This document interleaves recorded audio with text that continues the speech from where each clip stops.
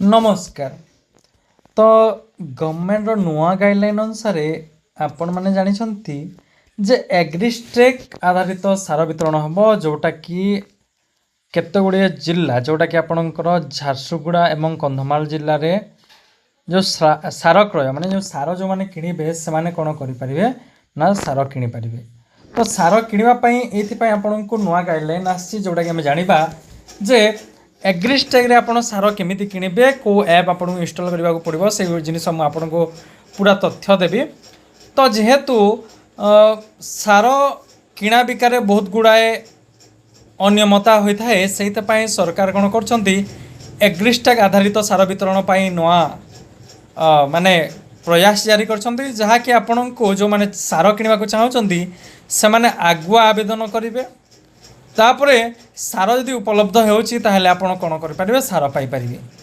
एसत कौन हम ना आपण को यही व्यवस्था कौन लाभ हम जे यही व्यवस्थार लाभ होचे आपण कौन करेंगे ना आपण जमी और फसल अनुसार आगुआ सार आवेदन करें। जदि आपण आवेदन जो करेंगे से सारटा आपणकर संरक्षण हो जो निकटस्थ सार दुकान थी से सार दुकान जाकि आप कौन करेंगे सार कि पारे।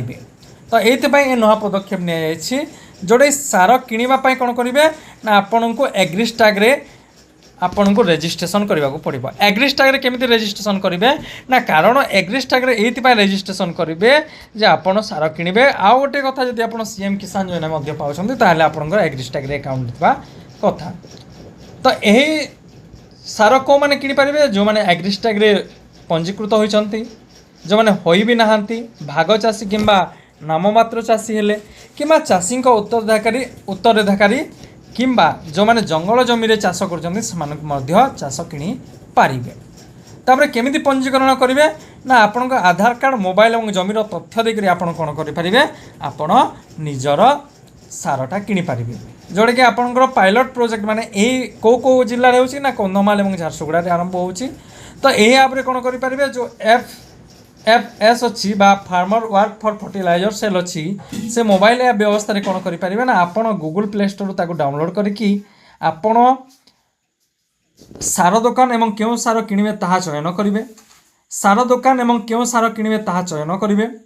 ता सहित आवेदन पर एक क्यूआर कोड आसो टोकन पाइबे जहाँकि 2 दिन माने तार डेटा एक्सपायरी डेटा 2 दिन रही 2 दिन मध्य आप कौन करेंगे ना यही टोकन को व्यवहार करके आपण जो सार दुकान थी सरकारी डीलर हो पैक्स हो कि लैम्स को जाकि आपण पॉइंट ऑफ सेल पीओएस रु आपण कौन करेंगे सार किपारे। ये आप निजे आवेदन करेंगे अन्य क्या करने को पड़ो ना।